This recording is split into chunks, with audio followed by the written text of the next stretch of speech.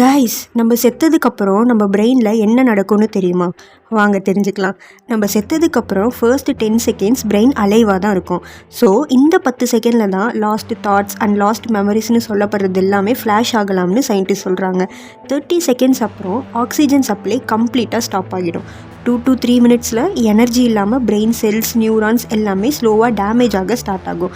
5 மினிட்ஸ்க்கு அப்புறம் போச்சுன்னா பிரெயின் பெர்மனெண்ட்டாக டேமேஜ் ஆகிடும். ஈவன் ரிவைவல் பண்ணாலுமே மெமரி, ஸ்பீச், மூமெண்ட் எல்லாமே ரிட்டர்ன் ஆகாது. 12 ஹார்ஸ்க்கு அப்புறம் பிரெயினில் இருக்க வாட்டர் கண்டென்ட் அதிகமாகி பிரெயின் ஸ்வெல் ஆக ஸ்டார்ட் ஆகும். ஆஃப்டர் 24 ஹவர்ஸ் பிரெயின் டிஷ்யூஸ்லாம் கம்ப்ளீட்டாக பிரேக் டவுன் ஆகி பிரெயின் ஒரு சாஃப்ட் ஜெல்லி மாதிரி மாறிடும். ஸோ நம்ம லைஃபோட ஹோல் கண்ட்ரோல் சென்டரே நம்ம பிரெயின் தான்.